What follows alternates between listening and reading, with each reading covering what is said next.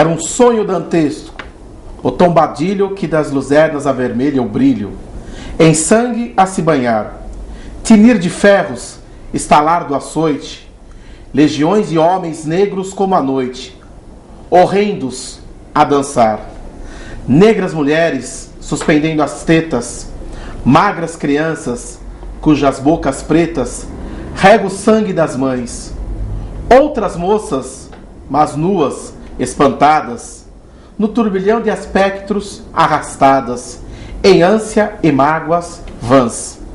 Presa nos elos de uma só cadeia, a multidão faminta cambaleia, chora e dança ali. Alô, amigos, estamos começando pela TV Japi, revista ao vivo. E hoje nós vamos falar sobre o Dia da Consciência Negra. E nós abrimos aqui com uma parte de um dos poemas épicos da língua portuguesa, que é Navio Negreiro, de Castro Alves. Apenas poucas estrofes que o Vanderlei Victorino, um dos que estão aí, que está aí fazendo essa marcha, que vai ser no dia 20, e nós vamos falar sobre isso. Vanderlei, bem-vindo aqui mais uma vez ao meu programa, e vamos falar hoje sobre o Dia da Consciência Negra. Obrigado, de que se trata? Douglas. Obrigado a todos os telespectadores da TV Japi. É um prazer mais uma vez estar aqui falando com vocês. E aí, me fala um pouquinho o que é o Dia da Consciência, porque depois nós vamos conversar com o Reginaldo Manuel da Costa, correto? Certo. Isso. E nós vamos falar também, agora me fala, como que surgiu o Dia da Consciência Negra, e sendo o dia 20 de novembro, e por quê? Então, 20 de novembro, Dia Nacional da Consciência Negra, é em função de 1695, 20 de novembro de 1695, Zumbi dos Palmares, o verdadeiro herói brasileiro, ser decapitado por Domingos Jorge Velho, o Bandeirantes, e a sua cabeça ser colocada em praça pública. Desde então, 20 de novembro tem sendo comemorado como a data de liberdade, a data de felicidade do povo negro brasileiro, em busca do quilombo dos Palmares, em busca dos quilombos espalhados por esse país. Há 40 anos atrás, mais ou menos, pensou-se que a data poderia ser um feriado como marca do movimento negro. Então, em que pese que algumas pessoas acham que Rio Grande do Sul não tenha negros, muito pelo contrário. Tem uma comunidade muito forte lá, o movimento negro é muito forte no Rio Grande do Sul, e o 20 de novembro tem início lá. O feriado, a busca pelo feriado nacional, e por ser uma data nacional, ela inicia-se lá no Rio Grande do Sul e é espalhado pelo país afora. Em Jundiaí, em 2006, a gente conquistou o feriado municipal. O ano passado nós conquistamos o feriado em Campo Limpo, Paulista, em Várzea Paulista, e assim a gente está conquistando o feriado municipal até que esse feriado se torne um feriado nacional. Essa é uma das nossas lutas. Em 1995, com a pressão do movimento negro, nós conseguimos fazer com que o Fernando Henrique assinasse a lei que torna Zumbi dos Palmares o verdadeiro herói brasileiro, ou seja, o Zumbi dos Palmares hoje está na galeria dos heróis nacional. Então essa é uma grande importância para a gente, ter essa data, estar nas ruas, dizendo para o povo que nós queremos a liberdade, nós temos o direito de ter o direito de oportunidade nesse país a partir do 20 de novembro. Iguais. Direito de oportunidade iguais. Isso. Olha aqui, é importante a gente falar bem sobre isso, porque o dia 20 de novembro, que é o Dia da Consciência Negra, mas o mais importante disso, e que eu acho, na minha opinião, como um homem branco, que é o seguinte, que na verdade nós não somos brancos, né? Vocês não são negros, mas a gente considera como cor. E nós não somos brancos porque eu sou, sei lá que cor eu sou, né? Certo? Branco eu não sou, né? Certo? Branco né? É o papel, né? Branco é o papel, ó. Isso. Perto da minha mão eu sou meio amarelado, isso certo? Mesmo. Sei lá que cor eu sou. Mas isso é uma grande idiotice. Todos nós somos brasileiros e mais. O que a gente deve cultuar? Eu já falei isso várias vezes quando o BA fez aqui, já fizemos várias vezes, vários programas sobre o Dia da Consciência Negra. Que é o quê? Na verdade, todos nós somos brasileiros. E todos nós somos misturados. Sim. Vou falar um pouquinho sobre Jundiaí. Jundiaí, e eu fiz um poema sobre isso, e você, quando veio aqui como candidato a prefeito, eu declamei aquele poema mostrando que a força do trabalho escravo em Jundiaí, que também teve, né, e que depois foi substituído por outras forças de trabalho, que foram os imigrantes, mas é importante, e tudo isso criou o quê? A miscigenação da raça. Nós tivemos um dos grandes homens desse país, que foi Darcy Ribeiro.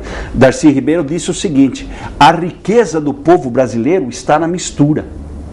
E não só na mistura cultural. Nós sabemos que a mistura física cria o quê? Corpos mais robustos e mais resistentes. Por quê? Porque se misturam os genes, não é isso? Né? Aquela idiotice que o Hitler falava do homem ariano, aquilo é uma tremenda idiotice, inclusive sobre o ponto de vista genético. Sim. Por quê? Porque cria seres humanos mais fracos.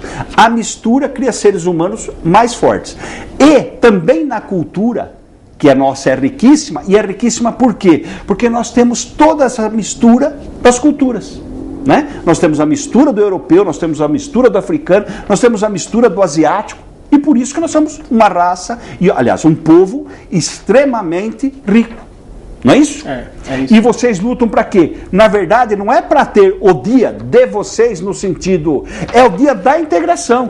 É o dia que os imbecis deixarão de ser imbecis e dirão o seguinte: somos todos irmãos. Somos todos irmãos. Mas somos todos brasileiros. Mas sabe quando que a gente consegue isso, Douglas?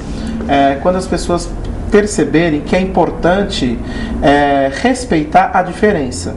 Então, o homem que é diferente da mulher, a criança que é diferente do adolescente, que é diferente do jovem, que é diferente do adulto, que é diferente do idoso. Ou seja, respeitar. Olha, primeiro tem que identificar que existe a diferença. Sim. Existe a diferença, assumir que existe essa diferença e respeitar essa diferença. Para depois assimilar.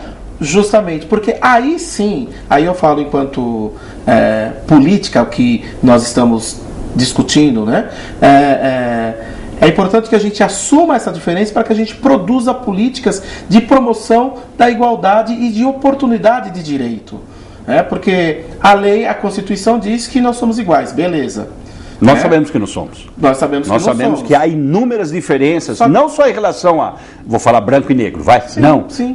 Em tudo. Em tudo, justamente. Mas é importante... E ó, fala lá também que o nosso Câmara está dizendo, você está ficando de perfil.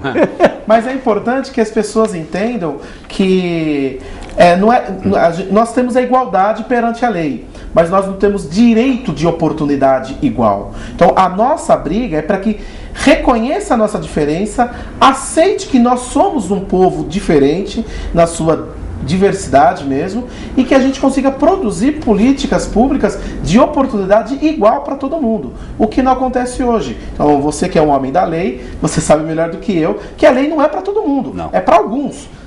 Então imagine para nós o povo pobre e negro desse país. Então a marcha que a gente está propondo a fazer é justamente por isso. O ser humano, ele marcha desde que ele passa a existir na Terra, né? Então vamos pegar a Bíblia. Então todos os povos que estão na Bíblia sempre marchou por algum motivo ou por outro motivo. A maioria por luta contra o opressor. Justamente, a grande maioria na luta contra o opressor. Trazendo para a nossa realidade do povo negro brasileiro, nós também sempre marchamos em busca do quê? Do quilombo Páscoa, do quilombo dos Palmares, em busca da liberdade. Então o que nós estamos fazendo aqui em Jundiaí nada mais é que uma marcha para que a gente possa atingir o direito de oportunidade da igualdade para todos. É isso que nós queremos. Nada mais do que isso. Não tem nada de confronto.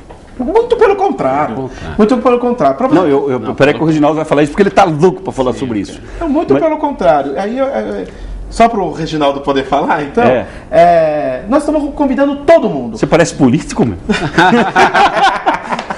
Nós estamos convidando todo mundo, Douglas. Nós estamos convidando branco, negro, japonês, todo mundo está convidado. Aliás, todo mundo está convidado não, todo mundo está convocado para participar. Nós estamos convocando todas as religiões, de matrizes africanas, de matriz cristã, os muçulmanos, os budistas, todas as religiões. Por quê? É uma marcha mesmo para que a gente possa ter isso que você falou no início, a integração. nós queremos dizer para o mundo, não é só para Jundiaí, nós queremos dizer para o mundo que nós estamos juntos, lutando contra essa perversidade que se chama racismo.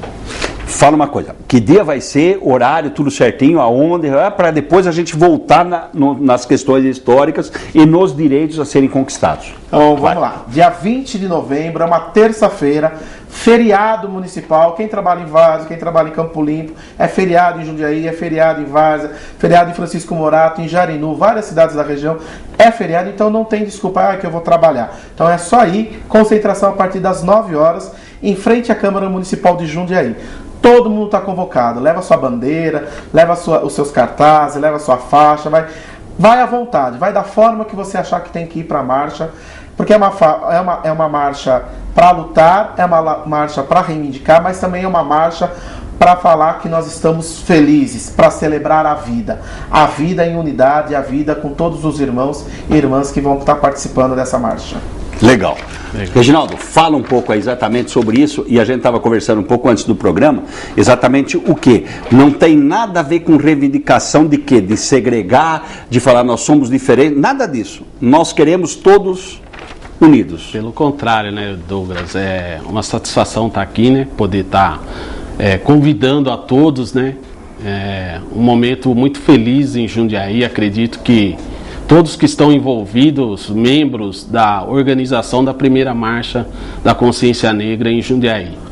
Visto que na Bahia já é a 33ª marcha, em São Paulo a 9ª, em Jundiaí é um momento histórico, a primeira marcha vai acontecer. Todos estão convocados, como frisou bem o BA, e nós estamos assim muito ansiosos, né, e contamos com a participação de todos mesmo nesse evento que vai ser histórico em Jundiaí. O que vocês esperam? Você pessoalmente, o que você acha? Então, a gente tem uma expectativa assim, de 2.000 pessoas, mas estamos contando aí com a colaboração de todos assim, da região também, né? A região também está sendo convidada, né? Várias cidades, então a gente acredita numa participação legal da população em geral. E vamos dar um pouquinho do que vai ser. Vocês vão subir a Barão? Sim, a gente vai fazer a concentração ali na Câmara Municipal, né, algumas falas, né, e algumas músicas, tal, tirar algumas fotos, filmagem, depois sobe pela Rua Barão de Jundiaí até a Igreja São Bento. Lá do fórum, desce novamente e termina em frente à Catedral. Desce pela Rosário? Sim, pela Rosário. Termina em frente à Catedral.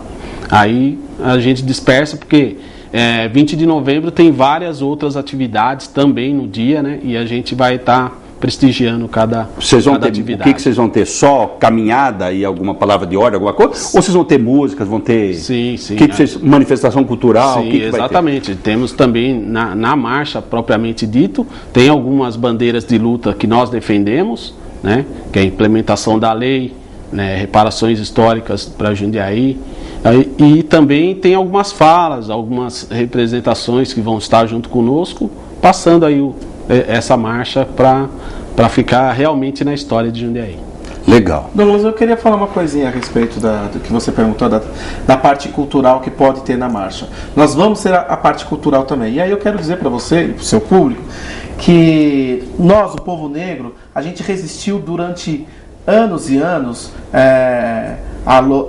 a resistência contra o racismo, contra a própria escravidão, através da cultura, através da nossa arte.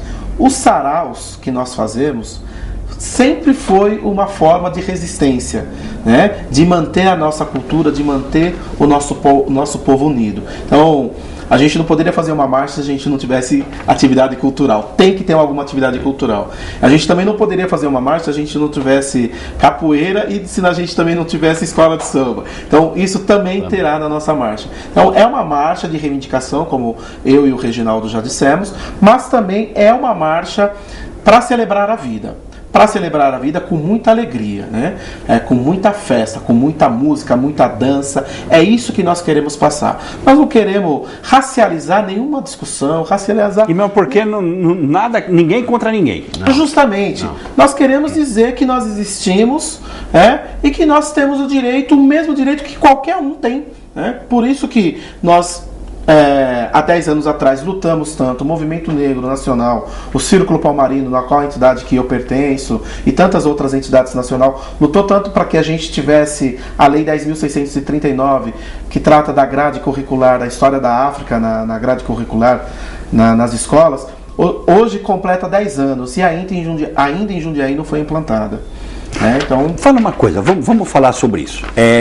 Quando eu estudei lá atrás, nós, a gente tinha os bandeirantes, né? Domingo Jorge Velho, né? Os nossos heróis eram os bandeirantes que saíram fazendo o quê? Né? Não era desfraudando esse sertão, desmatando, indo atrás das esmeraldas, não era todo aquele épico, babá. E tinha uns assassinos, tinha uns bandidão no meio ali, que meu Deus do céu, né? Quem assassinou Zumbi dos Palmares? Então vamos falar, quem foi Zumbi? Vamos lá, vamos começar, porque tem muitas pessoas que não sabem quem foi Zumbi dos Palmares. Zumbi dos Palmares foi uma criança que nasceu livre em Quilombo dos Palmares. Onde era Quilombo dos Palmares? Em Alagoas, na Serra da Barriga. Em Alagoas, na Serra da Barriga, Zumbi dos Palmares nasceu livre, uma criança livre. Mas daí os bandeirantes foram lá e capturaram, ou seja, sequestraram o Zumbi dos Palmares e deram ele, quando criança, para um padre. Ele foi criado com esse padre, por isso ele conseguia falar o latim, o português de Portugal. Ele era culturado. Ele era culturado, justamente. Ele viveu lá até mais ou menos até os seus 17 anos. Quando ele conseguiu fugir da igreja, conseguiu fugir do padre e voltou para Palmares. Que era um território livre. Que era um território livre, justamente. E liderou todas as lutas, todas as batalhas. Quantas pessoas mais ou menos tinha no Quilombo dos Palmares? Eu não vou saber precisar para você. Mas era algo... Eu pesquisei, era mais de 30 mil pessoas. Era uma cidade. Era uma cidade. Era uma cidade. Com estrutura, com subsistência. Para você ter uma ideia, eles negociavam. É isso que tinha comércio. Inclusive com branco. É isso que incomodou a coroa na época. Porque Palmares fazia negócios com os brancos, com o comércio, até com outros países. Né? Então, é isso que incomodou. Começou a criar autonomia política e econômica. Então, na verdade, agora é a hora, deixa eu botar meu pitaco aí. Eu tenho um pé aí também. Que foi o seguinte, quando começou a se criar a estrutura econômica política, aí que começou o quê? A incomodar. Enquanto estavam negros fugidos dos senhores indo para este lugar, quer dizer, né? Não se dava muita importância sobre isso. Era mais um negro fujão. Quando de repente começou a criar uma estrutura de comércio e atrapalhar os poderosos, aí vamos acabar com isso. Justamente. Lógico. Justamente. Mas lá em Palmares não tinha só negro. Isso que era legal. Exatamente. Tinha branco, tinha até japonês. Olha aí. Tem dados, relatos que tinha até japonês lá. Então tinha brancos, tinha japonês, tinha muito índio. Era uma cidade. Justamente. Que foi chefiada durante muito tempo por Gangazuma. Quem que era Gangazuma? Era o chefe do local. Era o tio de Zumbi dos Palmares. Era um administrador da cidade, vamos dizer assim. Justamente, era o administrador. Só que daí ele tentou fazer uns negócios com o branco, abrindo Palmares. O povo não quis, Zumbi passa então a tomar conta de Palmares, e aí que Palmares cresce como cresceu, entendeu? Por isso todas essas investidas,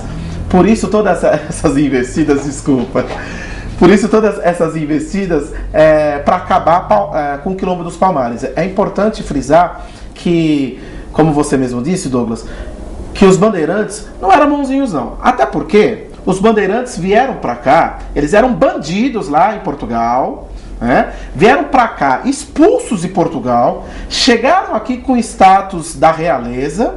Nossa, olha, a realeza está chegando. Deram status para eles de bandeirantes, porque eles vão desfraudar o Brasil, encontrar minério. Só que a história esqueceu de contar que eles mataram, que eles estupraram mulheres negras, índias. Sim, foram bastante assassinos. Foram assassinos com requintes de crueldade. Foram muitas investidas e eles não conseguiram subir até Palmares. Foram anos e anos e anos e anos tentando acabar com Palmares.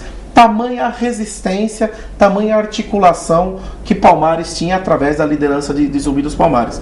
Ele só conseguiu subir até Palmares e decapitar Zumbi dos Palmares porque ele capturou um guerreiro de Zumbi, né? Um dos guerreiros lá. Esse guerreiro foi obrigado a dizer quem era Zumbi e onde que estavam as armas que protegia Palmares, onde que estava toda a estratégia que protegia Palmares. Ninguém sabia quem era Zumbi, né? Porque ele não descia mais de Palmares. Ele vivia protegido lá dentro. Ele vivia protegido lá dentro, mas essa pessoa foi e disse: Dandara, que foi a companheira de Zumbi, uma das guerreiras de Palmares, para ela não ser presa, para ela não ser capturada e não entregar os companheiros dela, ela se matou, ela se jogou de uma ribanceira para não precisar entregar seus companheiros. A tamanha importância. E até hoje, Palmares tem uma grande importância na vida cultural do dia a dia de Alagoas mesmo, né? Através da Serra da Barriga, ou seja, turismo cultural, a história mesmo do Brasil se passa por lá. Tanto é que eu lembro que em 95 nós fomos lá para... Você conhece? Conheço. Em 95 eu fui para a Serra da Barriga, depois a gente foi para Brasília, quando a gente fez a primeira marcha nacional. A gente foi para Brasília, Fernando Henrique iria assinar a lei do feriado, alguém buzinou na orelha dele. Por que será? Não pode você acha? A lei. Porque mexe muito com a estrutura. Qual que é o problema do racismo do Brasil? Ele é estruturante, ele tá na estrutura. Porque você pega as pessoas, eu não sou racista. Você conhece alguém racista? Não, eu não conheço. Mas se a pessoa sofre o racismo é porque alguém comete o racismo. Aí, olhando bem para aquela câmera, você já foi vítima de racismo? Várias vezes. Para você ter uma ideia. Você pode contar sem citar nome, sem não querer entrar com choque de ninguém. Mas... Como você sabe, parte do seu público também sabe, eu trabalho com arte, trabalho com dança, e eu fui contratado para dançar em uma grande festa. Quem me contratou foi uma agência de eventos, me contratou, eu fui até lá. Chegando lá, eu não pude dançar, eu não pude nem subir até o salão. Mas por que não? Não, foi um erro que te contrataram e tal. Aí o gerente... E você sentiu porque em função da sua pele? Escuta só, aí o gerente desceu até a gente e falou, não era só eu tinha contratado outras pessoas para dançar comigo. A pessoa que contratou vocês não poderia ter contratado vocês porque vocês são negros. Aí eu falei, bom, eu não vou nem discutir com você, eu vou pra justiça, tal, óbvio, né, vou na polícia agora. Mas quem me contratou eu não conseguia falar. Aí no dia seguinte conseguimos resolver, o cara nos pagou pra gente não trabalhar, pra gente não dançar na festa aqui em Jundiaí. Aí quem nos contratou, eu fui até a agência, conversamos com o advogado e tal. O advogado é o pai do dono da agência. Ele falou, bom, tudo bem, é um caso que você vai ganhar com muita tranquilidade. Porém, nunca mais você vai trabalhar em Jundiaí. Que é isso? Nunca mais, porque a partir do momento que você entrar com um processo de racismo, você vai ganhar, mas você não vai ter mais as portas abertas de Jundiaí. Isso acontece. Então, o que é melhor? Então, você achou que era melhor reconsiderar? Momento, reconsiderar. Mas aí a pessoa foi lá, a gente fez algumas ações, tal, a pessoa foi lá, pediu desculpas, não era bem isso, tal, mas o fato que já tinha acontecido. Não só esse caso, Douglas, quantos casos que a gente vê de racismo e as pessoas não conseguem, por isso que eu falo que está na estrutura da sociedade, a gente não consegue fazer um boletim de ocorrência de racismo. É sempre por injúria racial, nunca por racismo. Então provar que existe racismo é muito difícil. Por quê? Porque o racismo está na estrutura da sociedade. E isso vem desde que o Brasil é Brasil. Então está passando uma novela agora na Rede Globo, que chama Lado a Lado, é logo após a abolição. Então está passando agora 1910 e está retratando bem a revolta das chibatas. Então, os negros estão lá como marinheiro e os caras estão batendo. O alto comando da marinha estão batendo, chicoteando os negros. Então, por isso que vem a revolta das chibatas. Ou seja, está na estrutura. Não adiantou dar a liberdade pra gente. Por quê? Porque o racismo ainda continua. Então, tudo bem que você tem dinheiro, mas... É escamoteada. Ainda, o professor Kabengele Monanga é um doutor em educação da USP, ele diz o seguinte, que o racismo é o crime mais perfeito que existe.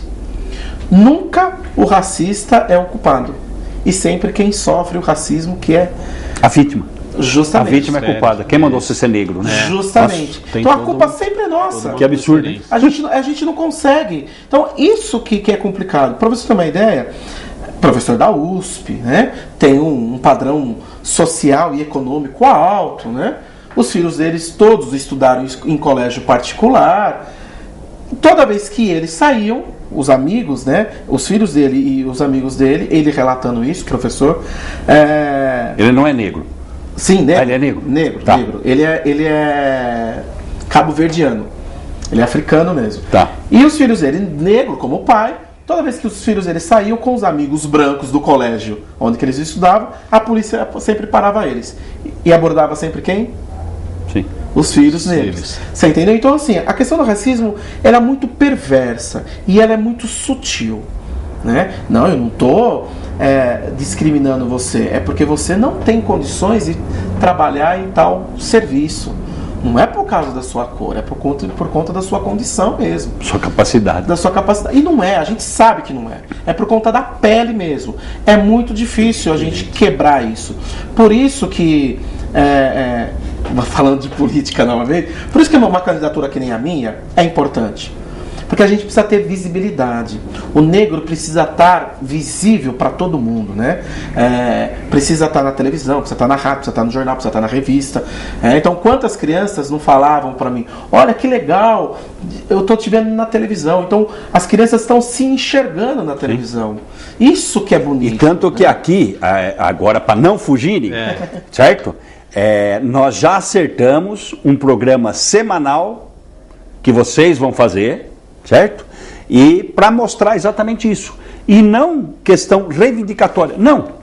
Vamos nos unir para que a gente possa superar o preconceito e o racismo. Sim. Porque ele é muito mais por ignorância do que por vontade própria. Por ignorância, é justamente isso. Agora que a gente está fazendo essa campanha, né, da marcha, a gente encontra dificuldades. O Reginaldo mesmo pode falar. Fala um pouquinho sobre isso. Disso. Vamos lá. Então, nós estamos assim, achando algumas fases de dificuldade, tanto quanto pessoas para poderem dar uma ajuda para a gente, né? Porque a marcha é sem fins lucrativos, políticos partidários e religiosos, né? A gente está convidando todos. Então, algumas coisas que a gente faz necessário foram doadas. Outras já, em questão de relação assim, fica mais difícil. Teve que pagar. Então teve que sair do nosso bolso mesmo. São vários integrantes, várias organizações, né? Então nós tivemos aí que fazer com os nossos recursos mesmo. Mas está sendo assim, gratificante poder estar, né, fazendo isso, porque nessas reuniões que a gente se encontra também, né, a gente conversa sobre isso, conversa sobre o racismo. Tem alguns assuntos assim, alguns chegam até a ser um pequeno debate, né, para a gente poder dar uma visibilidade na marcha. Então isso tem influenciado bastante. E nós, como estamos assim com esse ideal, está sendo gratificante para nós, até para a autoestima nossa está sendo muito bom. Tá bom, né? Tá. Olha aqui, eu agora quero provocar vocês. Vamos lá, eu gosto. Tem racismo de vocês para branco? Não? Eu não digo... Não estou dizendo o seu. Nem seu, estou dizendo de maneira geral. Vou colocar um exemplo. 2 situações, correto? Para a gente analisar. Primeiro, um pai, a filha chega, isso foi um filme maravilhoso, com Sidney Poitier, que é um ator que vários Oscars, acho que um dos maiores de Hollywood, né? Ele é o Space and Tracy, e eu não me lembro quem é a atriz, a mulher dele, não me lembro. E que a filha chega toda empolgada, adivinha quem vem para jantar. E ele era um professor negro. E há aquele choque e depois aquilo vai indo. Tudo bem. Vamos falar ao contrário. A família é negra, a filha chega e o cara é branco. Sim. Então, e aí? Sua cabeça. Sim. A gente discute bastante essa questão, assim. Inclusive tem um filme, fica aí a dica pro pessoal, é um curta que chama Vista a Minha Pele.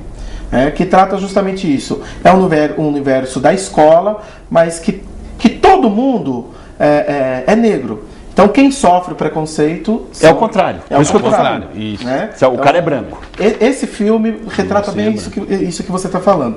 Mas agora falando do dia a dia, na prática, assim, eu não penso que existe o racismo do negro contra o branco. Eu acredito muito na autodefesa. Entendeu? Você acha que ele já parte do pressuposto que ele vai ser agredido, então ele já... Isso. Ele já se coloca como... Isso. De repente a agressão é por medo de ser agredido. Por medo de ser agredido. Sim. Por medo de ser agredido, sim.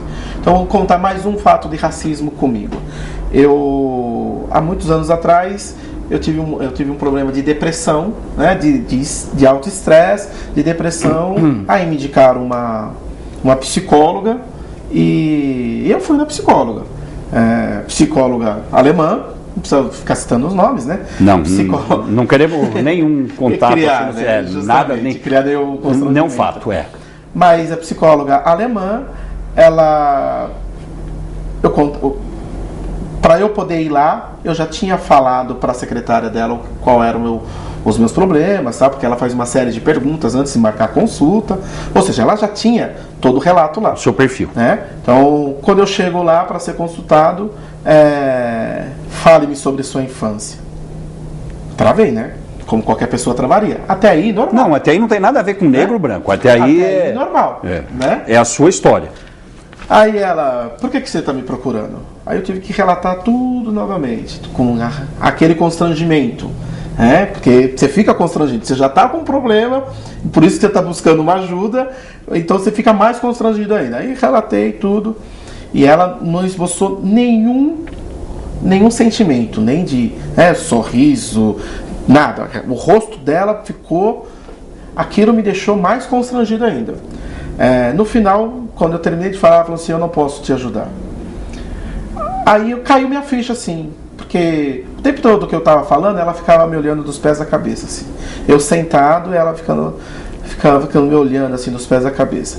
Aí passou um tempo, aí conversando com outras pessoas, aí as pessoas falaram, ela não atende negro. Eu não sei nem como você conseguiu marcar consulta com ela. Ela não atende negro. Então assim, esse constrangimento é muito grande.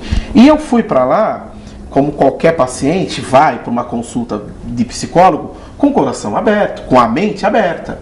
Então você quer solucionar o seu problema ali psicológico, não é verdade? E o que aconteceu comigo? Eu me fechei. Se eu tivesse ido com as armas na mão, eu não teria sofrido... Você fez análise depois com outra pessoa, não? Eu fiz mais 2 consultas com outra pessoa, tal. Não caberia fazer como se fala? Como é que se fala? Um procedimento aí? Sim, procedimento analítico. Isso, não caberia, fiz mais 2 consultas, mas naquele momento eu estava com um problema, então eu precisava de uma ajuda. Mas eu fui de peito aberto. Então, quando você fala que o negro tem preconceito contra o branco, não é essa a questão. Então, muitas vezes, eu me peguei fechado. Opa, aqui eu tenho que me fechar. Você vai armado. Você vai armado. Eu também acredito assim, como o Vanderlei está falando, essa autodefesa que nós temos, né? Eu também me pego muito nisso, porque às vezes eu vou em determinados restaurantes, aqui em Jundiaí ou em alguns outros lugares, e pelo olhar, o gesto, assim, você já se sente, né, constrangido. E isso me impede de até às vezes frequentar alguns lugares. Eu, por me sair, se eu entrar bem eu vou sair mal, então eu prefiro não ir. Eu deixo pra lá e vou no Olha, vocês estão falando uma coisa, eu quero complementar, porque eu quero provocar isso, porque a gente está aqui para... Mas eu ia te contar uma outra história que vai deixar você mais curioso ainda. Eu estava no metrô há uns 2 anos atrás, e um casal de negro discutindo. Ela, negra retinta, bem mais negra do que eu e o Reginaldo, e ele também, e os dois discutindo, mas eu não estava entendendo o porquê da discussão. Aí, em determinado momento, eu comecei a prestar atenção na discussão. Ele dizia que ela era impura, Porque ela tinha mistura do brasileiro, que ela não era africana, que ela não era negra legítima. A discussão era essa. Para você, 2 negros, o casal. Tá, desculpa, mas um cara bem preconceituoso e um cara com problema. Então, o homem não tem nada a ver branco ou negro, um cara com problema. Sim, mas para você entender que existe. Que existe o racismo. Esse outro lado também existe. Ao contrário. A gente não está negando. A gente não está dizendo que não existe. Existe. Agora, a gente tem que trabalhar. Porque ele é um africano legítimo. Então ele veio da África, os pais são negros, tal, não tem nenhuma mistura. Ela já não. Ela também é uma negra legítima. Não dá para negar a cor dela. Nossa. Porém, ela tem a mistura do brasileiro. E isso para ele, ou seja, isso chama-se xenofobia. Ou seja, as formas correlatas de intolerância. A xenofobia, a homofobia, o machismo, o sexismo. Então não é só o racismo com relação a negro. Porque você usa óculos. Então você sofre preconceito porque você usa óculos, porque você é gordinho, porque você é mais alto, porque você é mais magro, porque você é baixo, porque você é muito alto. Então são as diversas formas. Mas o que pega mais? Porque isso está na estrutura da sociedade brasileira. O racismo contra o negro, aqui no Brasil. Sim. O racismo contra o negro. Exatamente. Mas que existe esse outro lado do racismo do negro também contra o próprio negro, ou seja, vindo lá da África, porque você contra o próprio negro e mais, contra o branco também tem. Contra o branco. Então, mas contra o branco, eu ainda defendo a tese de que é autodefesa. Então, deixa eu falar uma coisa para você. Você ia me provocar. Isso, porque também, por parte do branco, também é autodefesa. Eu vou citar um exemplo. Se você está vindo... Um exemplo bem claro, hein? Até meio bobo. Uma senhora, uma mulher, vindo pela rua, vamos colocar uma mulher branca, depois uma mulher negra. E é meio difícil falar branco e negro, porque já fica a divisão. Né? Mas vamos colocar assim. E vem um negro numa calçada e um branco na outra. O que ela faz? Atravessa. A branca vai pro branco. A negra vai pro negro. Quer valer comigo? Eu não sei se é bem assim. Olha que é assim. Eu saindo da rádio outro dia... Sabe, deixa eu só falar uma coisa para você. Sabe por quê? Porque há uma sensação de que os iguais se completam e se protegem. Mas isso... Não, e quando isso é a maior forma de ignorância em relação ao quê? Ao autoconhecimento seu, sobre você mesmo, certo? E segundo, sobre o meio em que você vive. Sim. Você citou da África. Eu estive na África e lá eu peguei um ônibus comum e nesse ônibus comum tinha o motorista que era de uma etnia e o cobrador que era de outra. E não se dá, eles se odiavam. Há alguns anos atrás se mataram. Destruíram-se etnias, por quê? Os Tutsis, os Zulus, por quê? Porque exatamente isso, há essa intolerância. E qual foi o maior papel do Mandela? Fazer o quê? Não foi só em relação ao branco, foi principalmente em relação às etnias negras. Mas ele conseguiu fazer com que as etnias negras começassem a se respeitar. Mas essa questão das etnias, como você mesmo, se odiarem, tem uma explicação. Deve ter. A África era apenas um país. Hoje a África são 113 países. Então, o branco, quando chegou em África, ele chegou justamente fazendo as divisões e explorando para poder explorar. É essa que é a questão. Então, até hoje se vive assim. Então, o Tuts com o Tus, com os Zulus que não se dão. Por quê? Porque eu tenho que jogar um contra o outro. Eles que brigam entre eles e a gente vai lá pegar a riqueza do país deles. É isso que aconteceu. Tentaram fazer aqui no Brasil também com a chegada dos portugueses. Tentaram fazer isso com os índios. O que os índios fizeram? Porque o índio até hoje ele trabalha para comer. É para isso que ele trabalha. Hoje está mais aculturado, né? Hoje, coitado, já está mais sofrendo. Eu digo aquele que ainda está lá. Aquele que ainda que não tem contato, mas ele só trabalha para comer. Se não for para comer, ele não vai trabalhar. E o que tentaram fazer com o índio aqui? Nós vamos escravizar. Nós vamos jogar uma etnia contra a outra. O que eles fizeram? Eles começaram a se matar. Não, eu não vou fazer isso. Porque nós somos iguais. Nós somos índios. Nós somos nativos. O povo negro, quando chegou aqui no Brasil, um outro dado. Eu costumo brincar que eu sou herdeiro dos reis, né, da África. E sou mesmo. Porque quem veio para cá não foi qualquer um. Não foi qualquer... Vieram os mais fortes. Vieram os guerreiros, as guerreiras, os príncipes. Sim. A realeza veio para cá. Sim. Os príncipes, as princesas, os reis, as rainhas. Não vieram os negros raquíticos, vieram os negros fortes. Justamente. Exatamente para quê? Vieram aqueles que tinham conhecimento da agricultura, da própria medicina. Vamos até citar alguns exemplos que criou-se o que a gente tem hoje, né? Na culinária, na vestimenta, na cultura. Vamos falar da pinga, né? Que a grande maioria das pessoas não sabem. Como que surgiu a pinga? A pinga tem um livro do Câmara Cascudo muito bonito, falando sobre uma série de surgimentos e por que surgiram, né? E a pinga, pelo Câmara Cascudo, ele dizendo o seguinte: quando se fazia, se moía a cana, aquilo ficava dentro dos paióis, né? Do paiol, e aquilo evaporava, fermentava e evaporava. O que evaporava o álcool ficava nas vigas de madeira e pingava. Por isso que pinga. Pingava. E por que água ardente? Porque os escravos que eram açoitados, eles passavam por ali e aquela água pingava nas costas. E aquilo, óbvio que ardia, né? Então, água ardente. Mas ajudava a cicatrizar. Por quê? Porque era até que começou. Álcool, porque desinfetava aí, né? E as feridas e acabava dando ardia, mas ajudava. Até que algum espírito de porco fez o quê? Tá na cara. Você concorda que foi assim? É óbvio que foi assim. Né? Alguém levou aquilo à boca e viu que dava um barato. Falou, né? É gostoso. E daí o complemento disso é o seguinte: o senhor de engenho, muito mais esperto, começou a dar para os negros para que eles ficassem bêbados durante a noite e não fugissem. É isso aí. O que aconteceu com a abolição?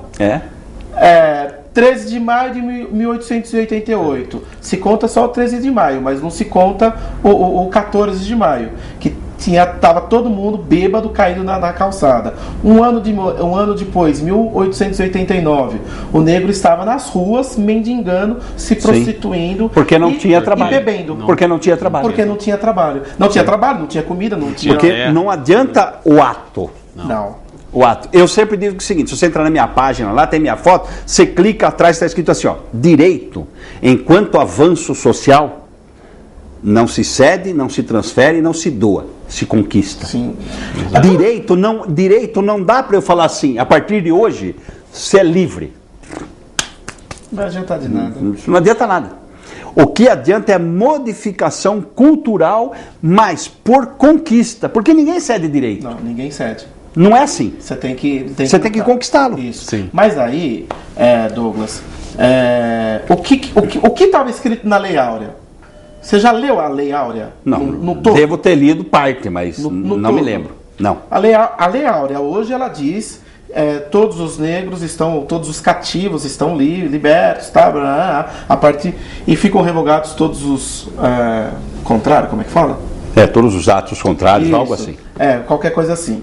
Só que a lei completa, ela dizia sobre reparação, que a gente está falando, dizia sobre aqueles que quisessem voltar para a África, dizia a respeito à educação, à saúde e o mais importante, sobre reforma agrária, para o negro poder ter o direito à terra. Todos esses artigos foram retirados. Lógico. Entendeu? Porque feria direito do branco. Sim. Óbvio. Então, assim, óbvio. Então, quando eu falo que o racismo está na estrutura da sociedade, é só pegar a lei. Todos podem votar. Né? Então, vamos falar da votação. Todos têm direito a votar. Mas, para votar, você tem que saber ler e escrever. O negro já está fora. Né? Estou falando lá atrás. Lá em 1800 e qualquer coisa, lá 1900, né? O negro já estava fora, porque ele não sabia ler nem escrever. Ah, mas tem que ter não sei quantos alqueires de terra. O negro está fora. Então, a própria lei que era feita, não, a lei era para todos. Não, não é. Onde? Não era, nunca foi feito para todos, né? Sempre foi feito. Então você pega a própria formação das universidades no Brasil. Então vamos falar disso? Cotas. Isso, eu quero chegar nisso. Cotas Agora, para um pouco você. Cotas, Parece político, não, esse cara se fala, deixar, ele fala. E aí, fala. A lei de cotas também é um dos assuntos que em nossas reuniões se discute bastante, né? E o que você discute? Então, a forma da cota, né, o percentual de cada um.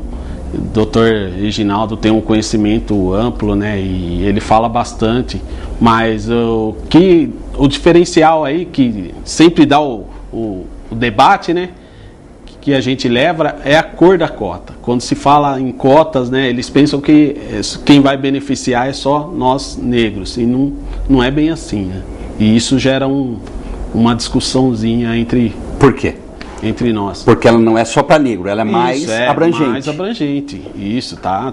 Inclusive agora tem todo esse amparato que o Ministério está fazendo, né? Colocando bem os dados, e isso é interessante. Agora, mais uma provocação.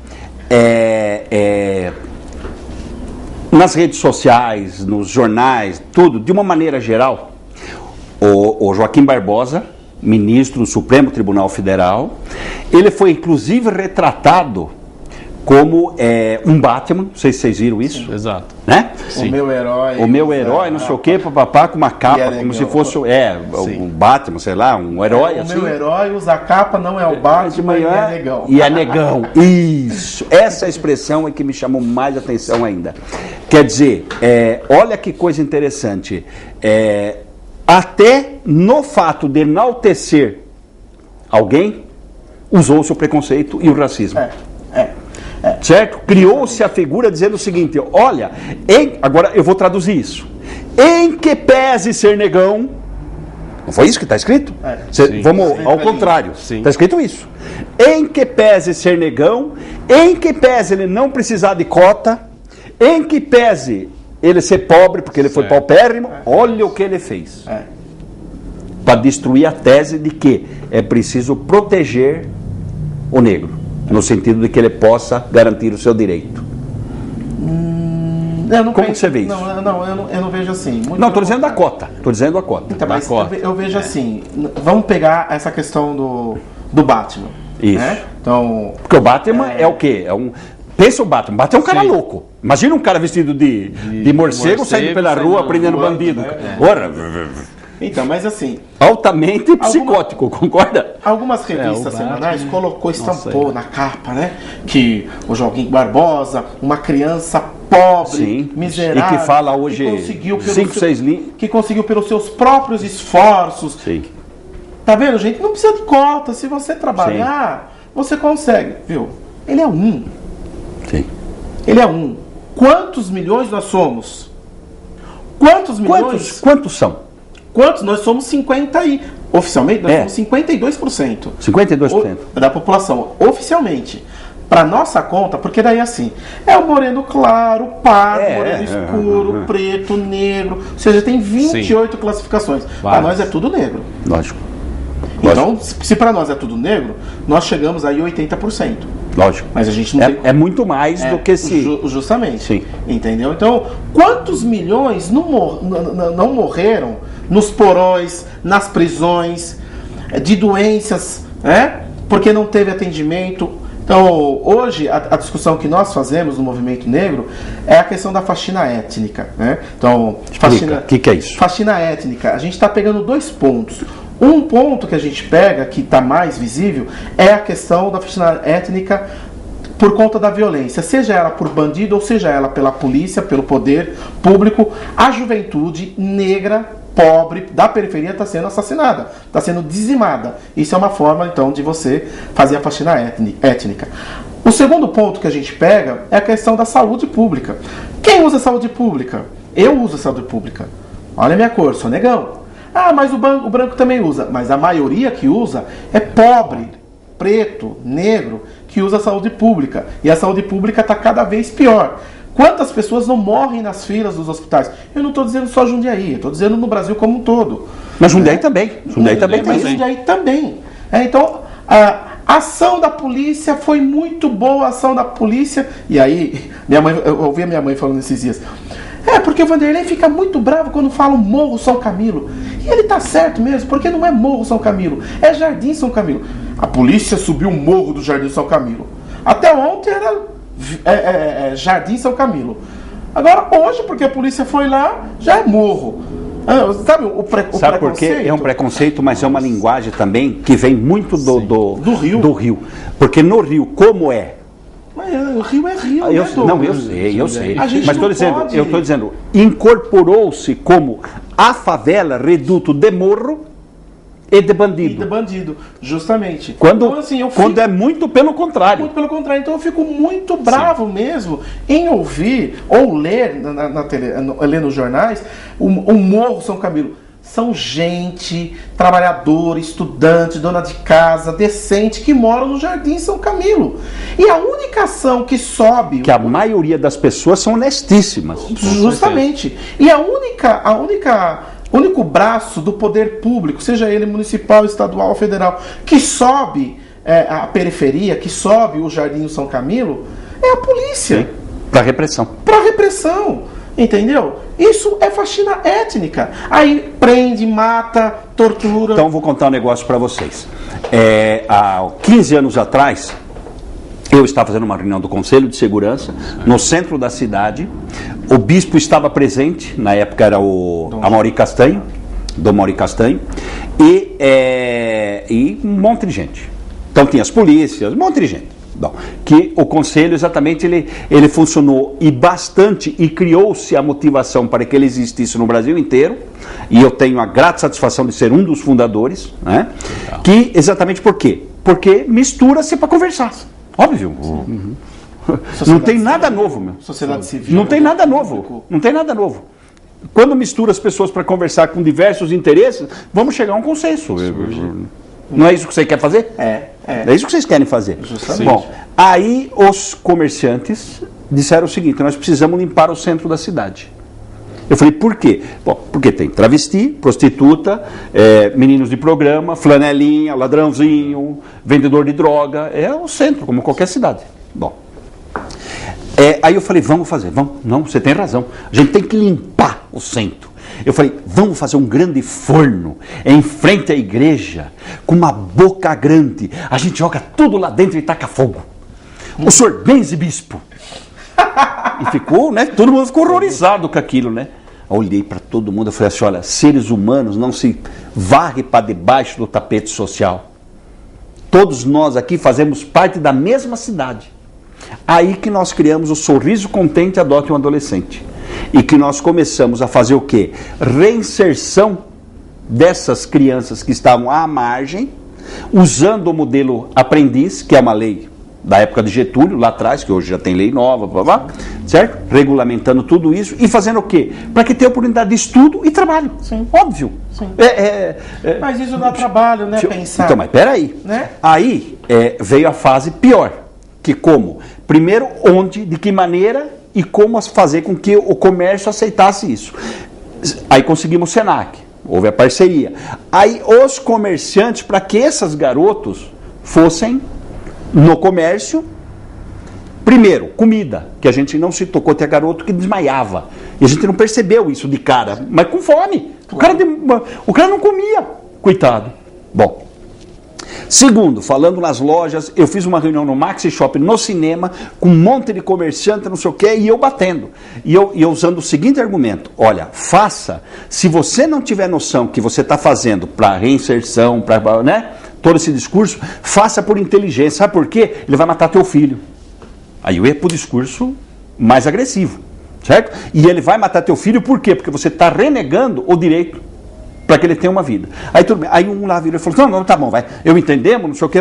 Ó, eu quero, mas eu queria, porque a minha loja é muito bonitinha, eu queria um loirinho e tal. Falei, urra! Falei, você quer um loirinho de olho azul? Vai na Suécia. Falei, aqui você quer um loirinho de olho azul? Da periferia? Falei, você não vai ter nunca.